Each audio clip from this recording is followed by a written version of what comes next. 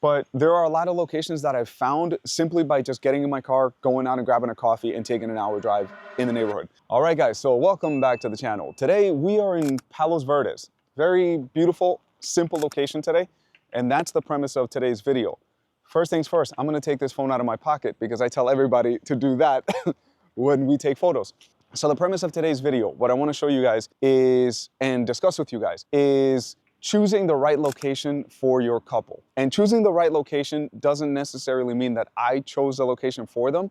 We collaborated and went back and forth until we found the location that was perfect for them. This particular couple wanted a location that was very green, that had a lot of trees, greenery. And if you live in Southern California, you guys know that it is orange and brown and dry almost everywhere that you go. Palos Verdes does have some areas that are pretty green and a little lush, but they're kind of small and contained in certain areas. The South Coast Arboretum or South Coast Botanical Garden is a location that she mentioned that perhaps we can do that, but that location closes at 5 p.m. Right now it is 6:15. And you can still see that the lighting is not really the nicest. I'm gonna step into the sun and you're gonna see it's still very, very bright.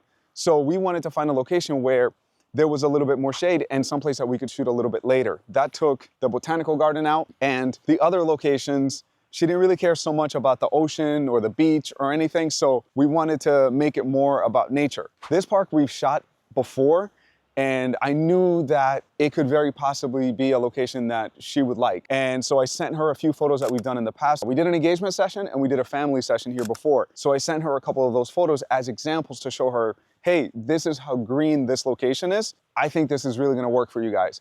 When I sent her the link with the photos, she lit up. I could tell in the email she got excited. She goes, this is perfect. And I went, thank goodness, because they're not local. So she didn't really know too many locations. So our job, guys, is to guide our couples towards the perfect location for them. Could I have suggested locations that we've shot at a bunch of times or locations that we wanted to shoot at that didn't really fit exactly what she wanted? Yes, but I think that that would be a disservice to our couples. We want to give them something that is exactly what they're looking for.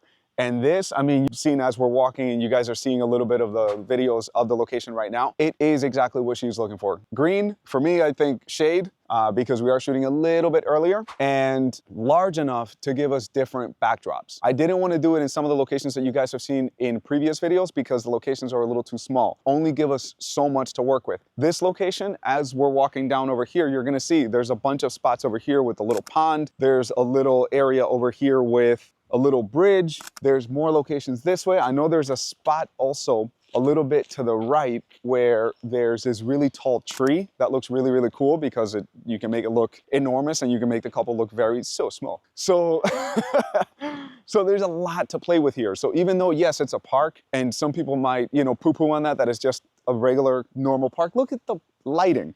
That's another thing. We're doing it later in the day because we're not doing it at the South Coast Botanical Garden where it closes at 5, and at 5 it would have been horrendous lighting. Look at how nice the light is over there, and I can guarantee you by the time we're shooting over here, it's gonna be 10 times nicer. It's science. It's mathematical, what I just said. It's gonna be 10 times nicer over that way than it is right now, and already it's actually really nice. So there's these hills, there's a row of palm trees up there, which is where we're gonna meet them. You know, there's a bunch of areas in the shade over here by the pond. So a lot to play with. That to say, guys, get out, scout your neighborhood, look around, because this park, it was suggested actually by a couple, the first engagement session that we did, but there are a lot of locations that I've found simply by just getting in my car, going out and grabbing a coffee and taking an hour drive in the neighborhood. I remember when I first moved to my house, I would drive around in the afternoon and just go look at locations that are within 20 minutes of where I live now. Because that way, if anybody lived fairly close to where I lived, I can recommend a location so we don't have to go all the way to South Orange County, all the way to northern Los Angeles. We could go to a place that's fairly close for everybody that's gonna fulfill the look that we want. So follow along. If you have any questions, go ahead and leave a comment. Let's go have fun. And then another thing Alexis just mentioned is about, you know, shooting in the shade. And one thing that I mentioned is, yes, we're gonna be shooting in the shade, but even still, 9 times out of 10, almost 10 times out of 10, we're gonna be shooting with the sun behind them. So that way, if they step into the sun, they're gonna get a little bit of hair light and it's gonna separate them from the background. Now, one thing that I do is I always almost experiment. So when I put her in the sun, I'm gonna put her somewhere here, and you guys are seeing a little hair light on my hair. I'm gonna see how frizzy her hair looks. because even ladies who have the smoothest looking hair, sometimes they'll step from this into this area and you just see the hair go poof, like a lion. So if that's the case, and I go, you know what, let me put you right back into this area. I don't tell them why. I just tell them, go ahead and scoot back into the shade. So I almost do that as an experiment. I put them in the sun, see how much frizziness I'm getting. If it's not much or none at all, I can keep them there and I can shoot with the sun behind them. If it's quite frizzy, then I will have them go back into the shade. So that way it's not as lit up around them. So this is a good tip right now. I was just telling Alexa, so I might as well tell you guys too. So when we're shooting in the afternoon, even though the sun is behind them, even though it's later in the day, two options that I would shoot here would be one right here, where you get that nice little hazy look with the trees behind them and you would frame them with these two other trees.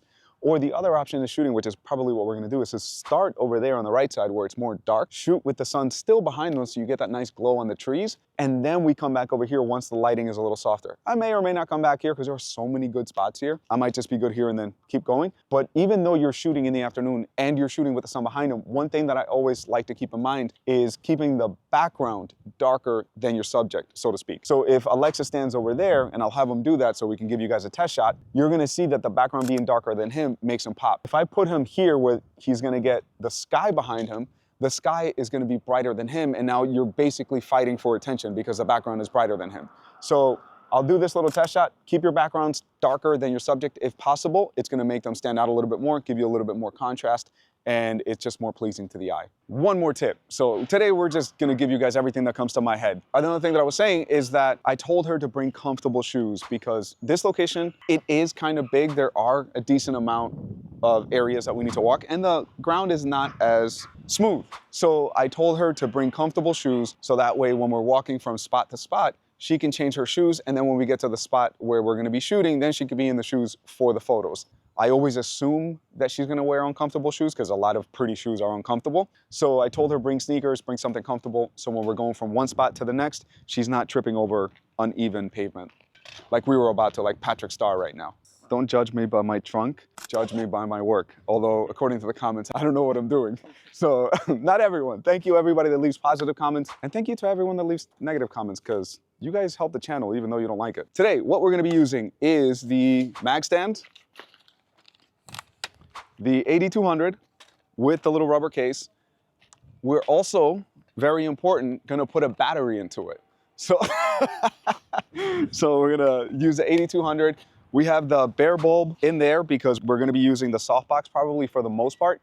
The reason we're gonna be doing that is because since we're gonna be shooting in a very natural environment, it doesn't make sense to be throwing, in my opinion, too many colors. You can, it can look good. But for me, I prefer keeping it more natural looking. So we're gonna be using the softbox for the most part. We still probably will take the other head with the Magmod stuff in case we decide to throw some color, in case it gets dark and we wanna play around. But for the most part, we're gonna be shooting with the bare bulb flash head and the 8200 softbox. And then we are gonna be using the trusty, almighty 35 to 150 that we always use. So this lens is gonna shoot 95% of today's photos. We use this thing for everything. So if you wanna check it out, we posted a few videos about it. It's our bread and butter. That is the lens. I'm probably gonna use the black diffusion filter today. We have a video about this, about how it creates a nice, soft, dreamy effect around your subject. So if you guys want to check it out, we'll post that on there as well. I don't need this. This is the V1 mid. I used it for a shoot over the weekend, so I'm gonna leave that behind. So here is the Fresnel head. We're gonna take it just in case.